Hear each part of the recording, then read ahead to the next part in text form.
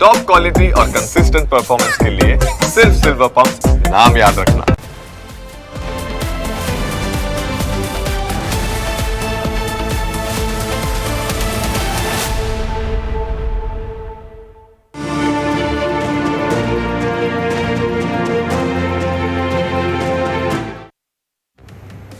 કેટલાક નિર્ણયો એવા હોય છે કે જે પોતાના માટે કઠિન હોય છે પણ લોકો માટે તે સારા હોય છે.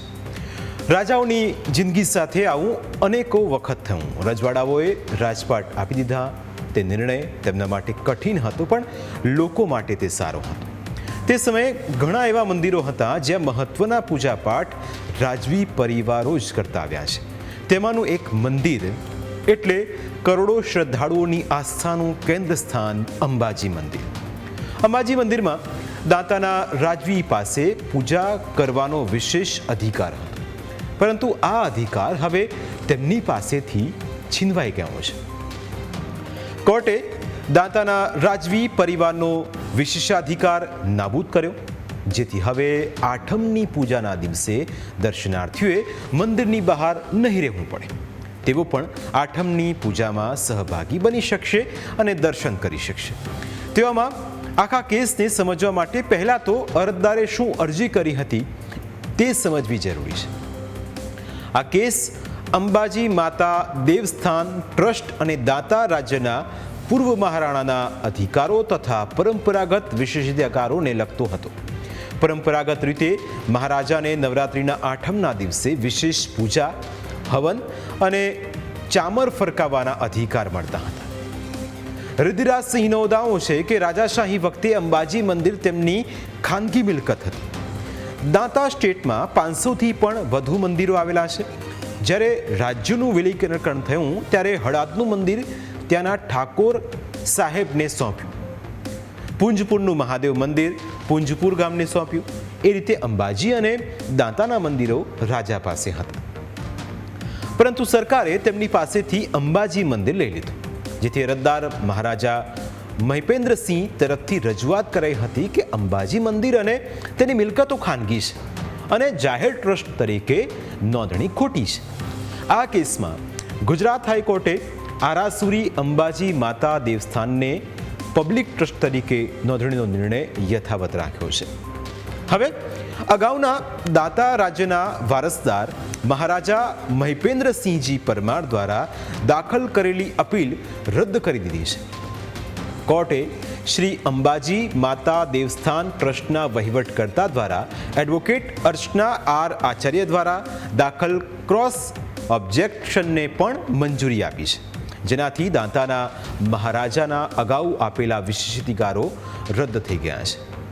હાઈકોર્ટમાં આ કેસ વર્ષોથી ચાલતો રહ્યો છે અને તે અંબાજી મંદિરના માલિકી અને વ્યવસ્થા અધિકારો સાથે સંબંધિત છે. અરજદાર મહારાજા મહિપેન્દ્રસિંહજી પરમારે નવરાત્રિના આઠમના દિવસે વિશેષ પૂજા કરવાનો વારસાગત હક અને અધિકાર હોવાનો દાવો કર્યો હતો, જેને નીચલી કોર્ટે પહેલા માન્ય રાખવામાં આવ્યો, પરંતુ હાઈકોર્ટે ચુકાદો આપ્યો કે મંદિર લોકો માટેની ધાર્મિક સંસ્થા છે. ઐતિહાસિક નિર્ણયમાં ઐતિહાસિક સંદર્ભનો ઉલ્લેખ કરીને જણાવાયું કે 1953માં બોમ્બે રાજ્યે મંદિરની વ્યવસ્થા સંભાળી હતી. ત્યારબાદ આઝાદી પછીના મર્જર કરાર હેઠળ અરજદાર કોઈ સ્પષ્ટ અધિકાર કે વિશેષાધિકારો સુરક્ષિત રખાયા નથી. કોર્ટે ચુકાદામાં પદ્મનાભ સ્વામી મંદિર કેસ જેવા સુપ્રીમ કોર્ટના નિર્ણયોનો પણ ઉલ્લેખ કર્યો, જેમાં ધાર્મિક અધિકારો અને લોક વ્યવહાર વચ્ચે ભેદ દર્શાવાયો છે. કોર્ટે નિષ્કર્ષ કાઢ્યો કે વિશેષ પૂજાનો દાવો માન્ય નથી, કારણ કે વિશેષાધિકારોનો દાવો લોકોના મંદિરમાં પ્રવેશવાના અધિકારનું ઉલ્લંઘન કરે છે. જોકે દાંતાના વર્તમાન રાજવી રુદ્રરાજસિંહે હાઈકોર્ટ સામે જ હુંકાર કર્યો છે. તેમણે હાઈકોર્ટના આ ચુકાદાને સનાતન ધર્મ ઉપર મોટો આઘાત ગણાવ્યો છે. તેમણે હુંકાર વર્યો કે અગાઉ રાજાઓ મુગલો સામે લડ્યા હતા અને હવે તેઓ कोर्ट सामे लड़शे। कोर्ट में ऐसा कहा गया है कि हमने कभी इनको हम 8-8 घंटे पूजा करते हैं मंदिर में और किसको अपने पूजा नहीं करने देते, कोई ब्राह्मण को अंदर आने नहीं देते, पर ये पूजा ब्राह्मण ही करते हैं। आपने वहां पे मीडिया ने मेरा इंटरव्यू कम से कम 100 बार लिया हुआ है वहां पे, अपन ने कभी किसको रोका है, कहीं रोका है? ये अपने ये प्रश्न है मेरा आपसे।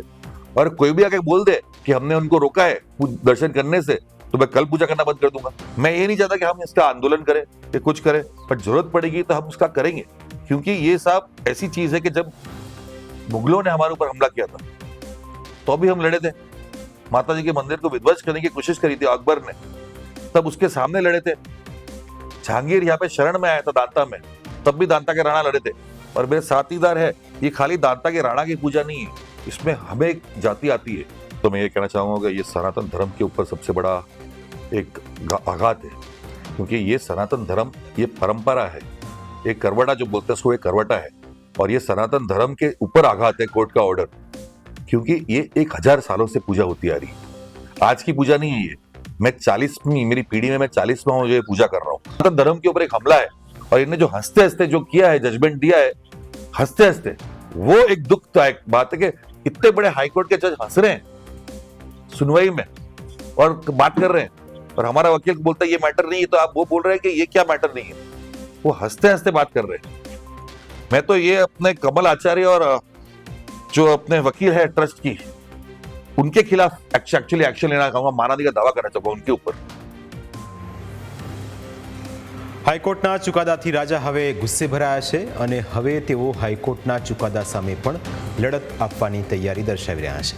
તેવામાં હવે આ પ્રકરણમાં આગળ શું થશે તેના પર સૌની નજર છે, પરંતુ અંબાજી શક્તિપીઠનો મહિમા પણ અપરંપાર છે। એવું કહેવાય છે કે દેવી શક્તિ બ્રહ્માંડની સર્વોચ્ચ વૈશ્વિક શક્તિ અથવા આદિ શક્તિનું સ્વરૂપ છે। શક્તિના એક સ્વરૂપ માતા સતીએ શિવજી સાથે લગ્ન કર્યા હતા, પણ આ લગ્નને કારણે સતીના પિતા દક્ષ ખુશ નહોતા। પછી રાજા દક્ષે એક યજ્ઞ કર્યો, એમાં ભગવાન શિવ અને માતા સતી સિવાય તમામ દેવતાઓને આમંત્રિત કર્યા। સતી આમંત્રણ વિના જ હવનમાં હાજરી આપવા ગયા। રાજા દક્ષે શિવજી વિશે અપમાનજનક વાતો કહેતા સતી સહન કરી શક્યા નહીં અને પોતાને યજ્ઞના અગ્નિમાં સમર્પિત કરી દીધા।